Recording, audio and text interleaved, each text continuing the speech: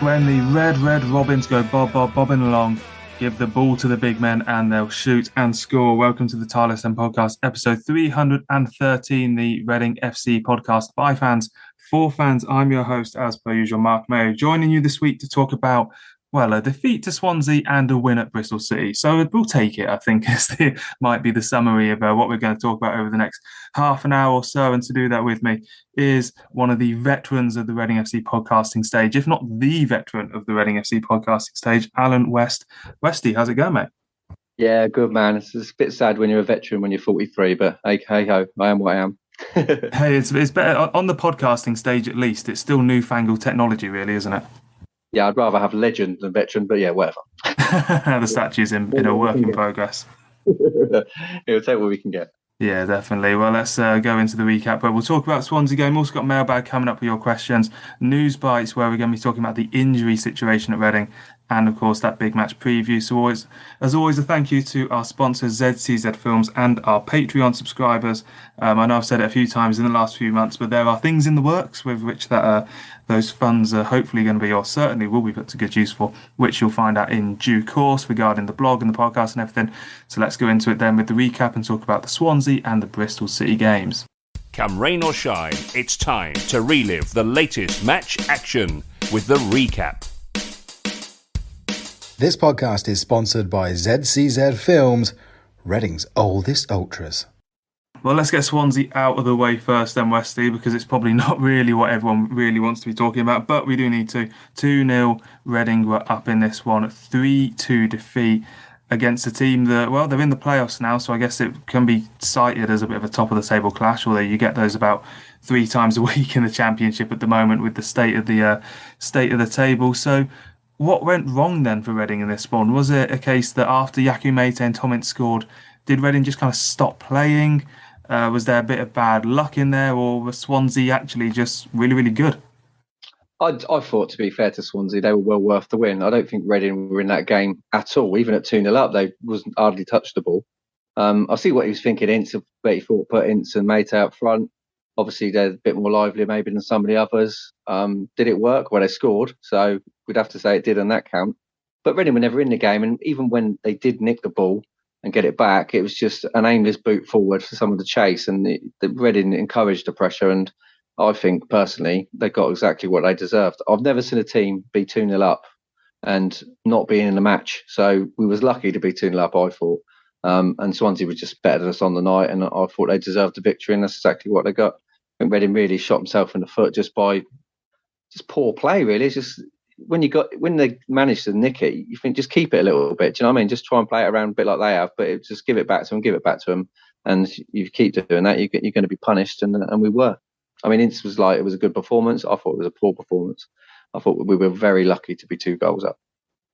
Well, 26% possession is the statistic that Reading came out of that one with. I can't think of a time there's been fewer or a smaller percentage that Reading have had in a game. And yeah, the pass accuracy, again, it tells all the story. The pass counts. The fact that Swansea had more shots, Reading had only 1 fewer shot on target. But yeah, it all kind of accumulates in the end of the day. And I think Reading fans at that stage, 4 games in a row, wasn't it, without a win and 3 defeats on the spin coming into the Bristol City game, really just kind of fearing that there was perhaps a hint of the Paunovic about Reading this season, that we'd started well and we're just going to fade and maybe that be the case of things. But Bristol City then came on Saturday and Reading managed to turn it round, is the upshot of it. 2-0 win. It was Maradou Loom with the first goal, a header from a corner. Those set plays coming up trumps once again for Reading. Loads of big men in the box will always make that a threat. Andy Carroll finishing it off with a goal that I want to talk about a bit later. But in terms of Reading generally, how important was this win? Was this a Bristol City team that we think are going to be up there at the end of the season, another kind of top of the table clash, or was it just the sort of game that you get quite often in the Championship against a relatively okay team that, as long as you turn up, you'll usually get a decent result? Yeah, I mean, it's said all about the Championship, doesn't it? I mean, we've beat Bristol City 2-0. West Brom beat us 2-0 and Bristol City beat West Brom 2-0. You couldn't guess it. It's just unbelievable in the inconsistency of most of the teams in the Championship throughout the season. But like I said, it was an important win. Considering we were sort of playing with a sort of makeshift back three, back five, whatever you want to call it. I thought they defended pretty well, Reading on the day. I didn't think Bristol City offered too much. I'd be surprised if they were anywhere near the top 10, to be fair. But they've been scoring goals, and if we keep a clean sheet against them, you've got to say that is a good result. I thought the first half was pretty dire from both sides, and I have to say, I said to you off air, I think Bristol City are probably the worst team I've seen down here this year. Now, whether that's reflective of them all season, probably not, but certainly on the day, they were nowhere near the levels you would expect them to be at. And I think, especially in the second half, they gifted us the ball so often that they was just waiting to get punished, and that's what ended up happening. But fair play to Reading. Like I said, they've had a bad run. I think last time I was on the podcast, I said Reading will go 3 or 4 games without winning. Unfortunately, I was right straight afterwards. But then they could quite easily put 2 or 3 games to get together and pick up 6, 7 points. So it's just Championship football for you. We're there or thereabouts still, and that's good enough for me at the moment, and it should be really good enough for everyone because, like I said, they've had a tough start to the season with a lot of injuries, Reading, and to get on their back after 3 sort of results where, even if you go back to the QPR game, probably should have got something out of that. The West Brom game, I thought definitely last half hour, they banged the door down. The keepers made a couple of worldies. And the Swansea game, they was 2-0 up in. So on another day, you would have got a few points out of them. And on the day against Bristol City, Reading were just a better side, and they got pretty much what they deserved. Yeah, one of the players who came in was Amadou Mbenge. He's only on a short-term contract. Got a few of those players who might be leaving in January, supposedly at the moment. Came into the defence for both the Swansea and the Bristol City game. It's Bristol City, with Yiadom injured, shifted over to central defence. We had a 3-man defence of McIntyre, Holmes and Mbenge, which... if you'd have said that to me at the start of the summer, I probably would have thought that was a very plausible back 3 because those are the only 2 of the defenders we got, and then it's someone that I'd not ever heard of before. So it actually does make a lot of sense in a way, but actually did the job you're saying about the defence then. And Mbenge in particular, a player who had been training with Reading for a while and is only now in the last couple of weeks actually, having signed his contract and everything, started making some appearances. What do you felt he brought to the team? I thought he was the best player on the pitch by some way. I thought he was absolutely excellent. For a small guy, he didn't miss any of his headers. He nicked one off their foot when they probably should have scored, where it's like last-ditch tackle that he managed to prevent a goal. I just thought he got all over the pitch. He was good on the ball. If he's done himself absolutely no harm, if people are watching him and knowing his contract runs out in January of getting a club on a long-term contract, you would hope that after that game, you'd thought Reading would have been doing all they possibly can to make sure they keep him, because at 20, he's only going to improve. And he showed attributes that you're going to need in this division. One, he's quite versatile. You can see that from the way he plays. I mean, no one sees him as a centre-back, but he stepped in quite nicely. Like I say, he didn't miss a header. He could quite easily play as a full-back, and he could quite easily play in midfield. So for that, he's invaluable to any club. And I thought he was really good on the day. Again, we didn't know a lot about him before we came over, but I was super impressed with him. I thought he was excellent on the day. Yeah, certainly a player that we'll be potentially seeing more of in the next few weeks. And then, that January decision. I don't know personally whether Reading have the option to sign these sort of contracts now, whether it has to get to January, whether players have to leave, etc. It's incredibly difficult to work out. But fundamentally, it is still the case that the EFL are going to have to sign off anything like that we do. Other thing I was going to mention then about this game is the second goal and just the class of Shane Long and Andy Carroll. You see with Shane Long just bouncing his man off the ball. Maybe in the Premier League that'd be a free kick or something. I don't know if they'd have gone down a bit more theatrically, but just it was classic Shane Long to see that. And he also picked out the pass, which perhaps isn't what people associate with classic Shane Long. Andy Carroll, there's one angle actually from behind the goal where you see his movement as he completely leaves the defender for dead, peeling off at the far post. And it was a really good moment to see, and 2 good players who show their class for Reading. And it left me wondering, with Mate and Zhao starting up front, it's good that Paul Ince is bringing Mate back into the fold now as a starter. He's taken a long time for him to really consider him as a starter, I think. But does this goal kind of show that Long and Carroll maybe best as impact subs or certain types of games? Maybe they'd have been better against Swansea or something, because they're not going to do this for 90 minutes. They're not going to be pinging balls around like that. But in these sort of stretched games where teams are chasing us, they have everything you could need, really. Well, it was the yin and yang of it, what I thought was amazing. I must admit, I sort of fell in love with Shane Long again after that pass through to Carroll, which he finished off nicely. I thought he'd lost his legs. I think the last time I was on, I said Shane Long's nowhere near as quick as he was. And that run sort of rolled back the clock because he gave him a good 10-yard head start, got in front of him, used his strength, and then you could see why he was a Premier League footballer. Didn't panic in that situation. Nice little layoff, and Carroll smashed it into the net.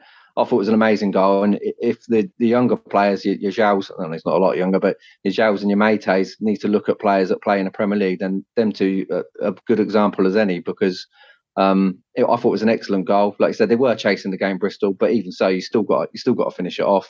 I thought Mate and Joao huffed and puffed in the first half without really doing an awful lot. Joao put in more work rate, but whenever he puts in more work rate, seems worse on the ball. And Mate, you get Mate, he's a bull in a china shop. Shane Long, absolutely brilliant. My son was with me. I said to him, you can see why these boys play Premier League football, because they just had that little bit of extra quality when you needed it. And I think I said that Long and Carroll probably can't play together. Well, if that's any indication, they clearly can. I think you're right that it would be a different story if they was starting and playing 90 minutes. But I think if you remember the start of the season when we was winning them games, Shane Long played in a lot of them games, and he made a hell of a difference, because what he does, he brings players in, he holds the ball, he's strong, he's still good in the air, and you can see from this week that he's still got the legs in a sprint. So I was super impressed with Shane Long when he come on. Like I said, I fell in love with him again. I thought he was absolutely brilliant when he come onto the pitch, and he made a massive difference. And the great thing is now, like I said, we've got 4 strikers that you can put in a team. Now we need to make an impact as a pair together over a sort of longer period of time, rather than sort of Ince and Mate worked a little bit against Swansea. Carroll and Long worked a little bit against Bristol City. We need someone to sort of nail down a position and form a proper partnership, because at the moment we don't really seem to know what 2 are going to be our most consistent and best strikers. They've all got goals in them. They're not entirely showing it at the moment, but no one seems to be working as a pair. And like I said, that goal they scored on Saturday was an excellent goal, and maybe they could work as a pair, but the problem is that they haven't got the legs anymore to do 90 minutes. So at least he's got these options off the bench, which we certainly didn't have at the start of the season. So it can only stand us in good stead going forward. If someone does start getting their shooting boots on, like your Mates and your Jows, then it's going to be very difficult for people to get in that team. And they're making it difficult, which is great, because it means you've got competition, and hopefully that spur them all on to score more goals and form a decent partnership. Yeah, definitely. That's the thing, isn't it? It's the fact that there's 4 of them all hopefully fit for a while now, and they can, it's a luxury for Paul Ince to have. Certainly not a luxury that a lot of teams in this championship have. I've not certainly gone through it, and there's obviously a lot of championship teams with, Timu Pukki, those sort of players who have lots of goal scoring prowess. But as a 4, I can't think there are many championship teams, if any, who have more experience and league goals and international caps, etc., all together. Even Ince, like I say, can play up front as well, can't he? So, you've got 5 players there that potentially could get you. It'd be great if they've got us 10 goals, because that's a lot of goals between a lot of them, 50 goals. But yeah, we just need someone to sort of really kick on and start banging the ball in the net on a consistent basis. I don't think the competition's helping Joao, funnily enough. Will he still end up our top goal scorer? Probably, but his form needs to improve, because out of all of them at the moment, he's sort of not nailing down a position that at the start of the season we all thought must be his for the keeping. Yeah, it's interesting. Maybe he's one of those players that needs to be that kind of. I think, as Brian McDermott once said about Jimmy Kebes, you need to give him some love. You need to show him your full affection, and then you'll get the rest out of it. Maybe Lucas Shaw's the same player, and if that's the case, then competition doesn't always work. But we'll have to wait and see. He's fighting for a new contract somewhere at the end of the season, so he needs to be on good form to be delivering that. So certainly the effort levels need to be there at the very least. Final point I'd say for the recap is it's good to see Nelson Abbey come off the bench, make his debut in the final minutes against Bristol City, the teenage defender. I also noticed that he was the first to celebrate with Andy Carroll as the goal went in. He was the first up the pitch to be there, which was good to see. He's certainly loving that moment. You see on his social media as well, he's very much lapping that up, which he fully deserves to do. So that's hopefully a player we'll see a bit more of in the future. And the academy continues to deliver in that sense. We'll hear from Paul Ince now, and then we'll go into the mailbag. On the back of the disappointment of losing 2-goal lead against Swansea, it was important to come here, at home, and it was kind of a must win. Not I'm not saying must win, but we needed a win back at home. We got played Burnley, who are a very good side. We got to go to Watford. So it was really important we got some points on the board at home, and I think it was a game we probably deserved to win. Really, really did. The boys played well, they showed character. Yeah, it gets nervy at times. No, but we've got to stop being nervy. You know, there's 30 odd games to go. You know, and, you know, when you're 1-0 up, you're always hanging on to try and get that second goal. Once we've got that, it was comfortable, but you're not going to get away with it all the time. So when we're holding on to 1-0 leads, we've got to learn to get up the park, we've got to get high. You know, we've still got to keep doing what we're doing rather than trying to camp in our own end, because then it's about where does the ball drop, who does it fall to. It's about luck, really. It's a bit of fate. For all the latest Reading news, analysis and opinion, visit the website at tilehurstend.com. Just the one question this week, and it comes from Green Stork, who has tweeted us in saying, if we only have the money to re-sign one of Carroll or Mbenge past January, who do you choose? So we've given these guys a bit of love and a bit of analysis earlier in the show then, and both of them, I believe, only until January. If there's only one, I suppose, which would you keep? Difficult choice, isn't it? I think Mbenge is more future in. And Carroll, like you say, you've got his know-how, and it is a threat, especially from crosses. I'd probably go Mbenge just because, you know, there's sell on there, and from what I see of him on Saturday, he certainly looks like he can cope in a championship. So if you could get him maybe for a 3 or 4 year contract, probably make some money out of him. Whereas Carroll, we know what Carroll's all about, but he's getting to the latter stages of his career. So I think you'd have to go with the youngster on this one. Yeah, I think I'd have to agree. I think in the short term, Andy Carroll's probably more likely to fire you to promotion. You know, you can certainly imagine him if some far realms popping up in a playoff final with a back post header. That sort of storyline is the sort of thing the Championship loves to throw out. But the chances of us actually getting promoted this year are still always going to be pretty slim up until, you know, the last few weeks, if we're still there or thereabouts. Whereas Mbenge, yeah, not that we've seen loads of him, but you got back the player with the longer future, certainly, because Carroll, I mean, we're not going to want to sign Carroll to a 3-4 year contract, where someone like Mbenge, you would have to. There'd be no point signing him up until the summer unless that's the only thing the EFL would let us do. Yeah, no, definitely. Like I said, you've got to back the youngster. Like I say, I know they're not building for the future at the moment. They're just trying to get a good enough side together to be competitive, which they've done. But eventually, you've got to start looking a bit further ahead, haven't you? So I think in this case, he's done himself no harm from that game on Saturday. And if we don't snap him up, I'm sure there'll be plenty of suitors if he carries on in that sort of form. Certainly. Well, it's a bit of a thin mailbag this week, probably because we won. That's always how it goes. If you want to get into contact with the show, there's the Facebook and the email, tilehurstend@gmail.com. And always we put a Twitter call out for questions. So no doubt after we get beat 4-0 by Burnley, there'll be plenty to be discussing with that. So we'll go into Newsbites then. We'll talk injuries for Reading, give you guys an update on what's going on with that. Stay tuned for all the latest from around the Medeski Stadium and the Championship with Newsbites. So let's start with Andy Yeardom, who will be back for Burnley. He's had a suspension, was actually why he missed the Bristol City game, 5 yellow cards. Other defenders who are out at the moment, Sam Hutchinson with a calf problem, kind of early November. They're thinking Berkshire Live is kind of where I've got most of this from. So if it's wrong, blame them, not me. But at the same point, thanks to them for providing the information. Scott Dan, we're talking 2023, apparently hamstring issue. Sarr until after the World Cup. Liam Moore is a big old question mark. We don't really know anything about that injury apart from the fact it was career threatening. I seem to remember they said he posted an Instagram video of himself last couple of days running on one of those kind of lower gravity treadmills, bit easier on the legs. We put an inspirational quote up as well about one day being back.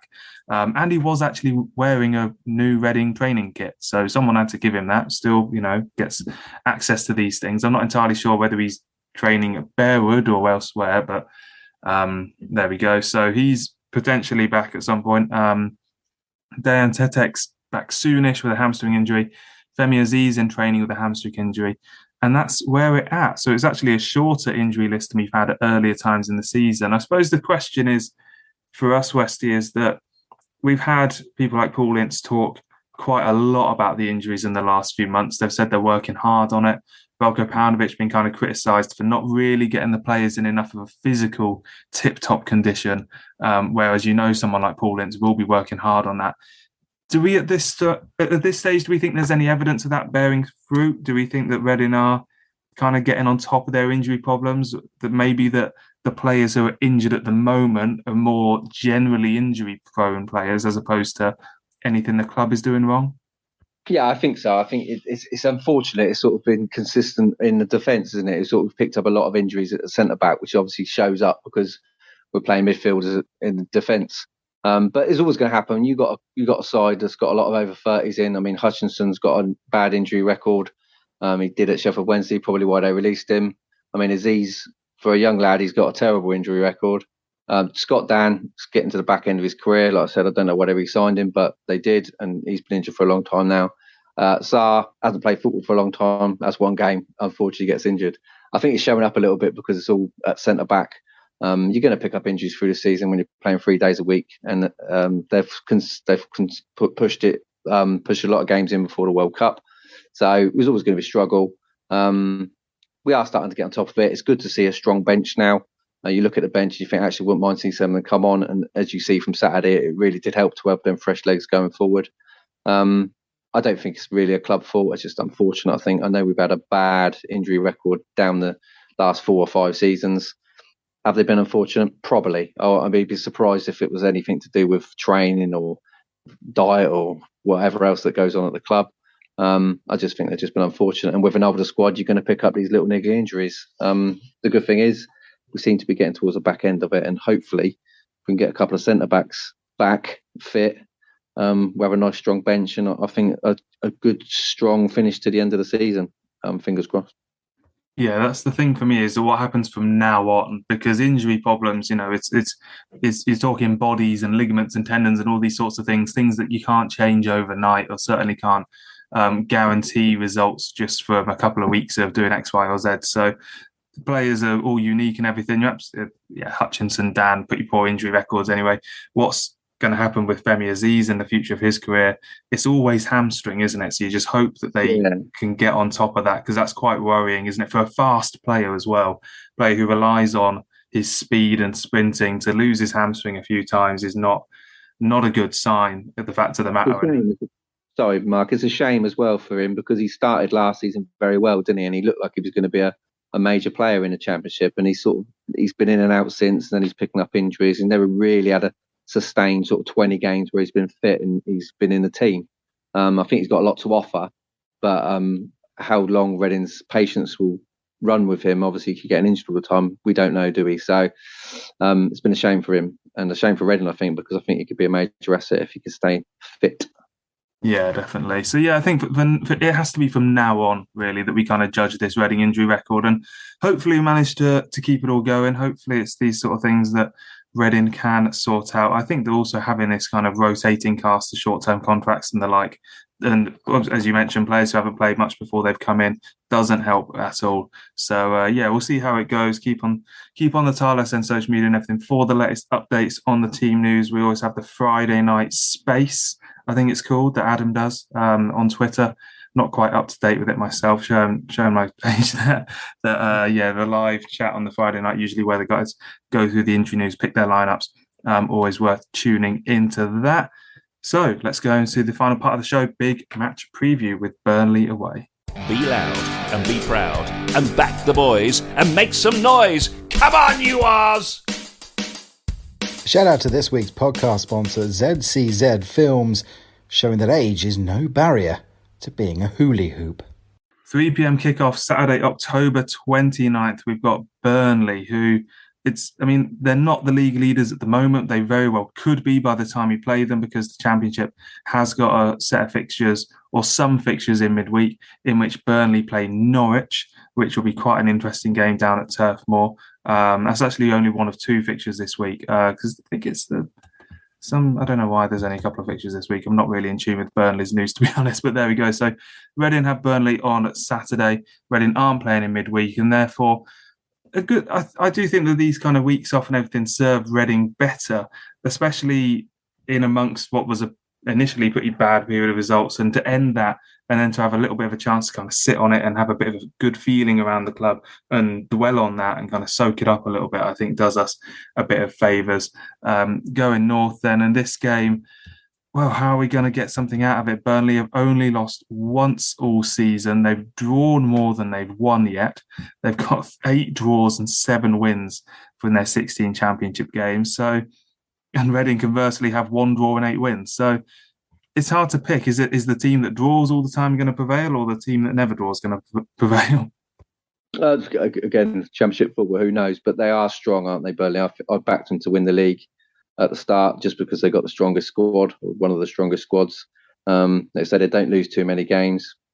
It's a difficult match, and I think we'd have said it was going to be a difficult match before the season started. So to be in a position where we're quite close to them is good news, really. So just go there, just play your game, just don't do what you've done against Swansea and keep giving them the ball, because if you do that, you will end up getting beat.